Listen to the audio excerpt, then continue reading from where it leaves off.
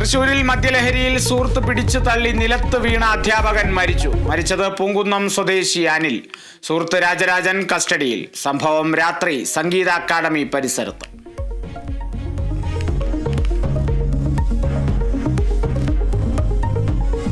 വെഞ്ഞാറമൂട് കൂട്ടക്കൊലപാതകത്തിൽ പ്രതി അഫാന്റെ ഉമ്മയുടെ മൊഴി ഇന്ന് രേഖപ്പെടുത്തും. ഷെമിയുടെ ആരോഗ്യനിലയിൽ പുരോഗതിയെന്ന് ഡോക്ടർമാർ.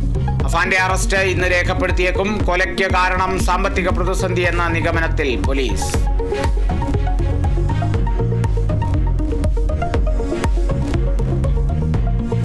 പിതൃസ്മരണയിൽ വിശ്വാസികൾ. സംസ്ഥാനത്ത് വിവിധ ക്ഷേത്രങ്ങളിൽ ശിവരാത്രി ബലിതർപ്പണം തുടരുന്നു. ആലുവ മണപ്പുറത്ത് ബലിതർപ്പണത്തിന് വൻ തിരക്ക്. മണപ്പുറത്ത് വിപുലമായ സൗകര്യങ്ങൾ.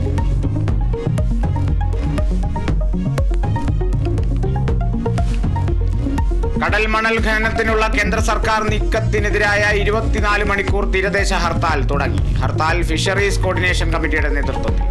പിന്തുണയുമായി LDF-ഉം UDF-ഉം സമുദായ സംഘടനകൾ.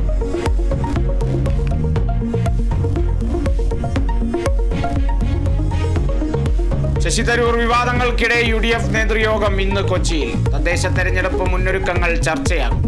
പ്രതിപക്ഷ നേതാവിന്റെ മലയോര ജാഥയുടെ അവലോകനം നടക്കും. തീരദേശ ജാഥയുടെ സമയക്രമത്തിലും തീരുമാനം.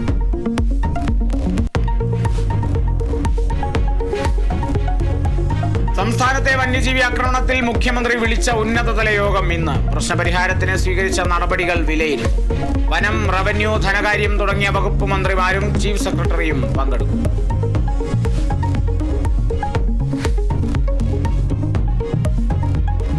ഫ്രാൻസിസ് മാർപ്പാപ്പയുടെ ആരോഗ്യനിലയിൽ നേരിയ പുരോഗതി. വൃക്കയുടെ പ്രശ്നങ്ങളിൽ കുറവെന്ന് വത്തിക്കാൻ.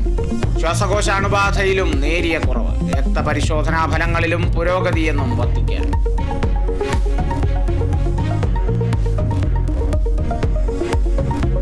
ചാമ്പ്യൻസ് ട്രോഫി ക്രിക്കറ്റിൽ ഇംഗ്ലണ്ട് പുറത്ത്. നിർണായക മത്സരത്തിൽ അഫ്ഗാനിസ്ഥാന്റെ വിജയം 8 റൺസിന്. രഞ്ജി ട്രോഫി ഫൈനലിൽ വിദർഭയ്ക്കെതിരെ കേരളത്തിന് ഇന്ന് നിർണായക ദിനം.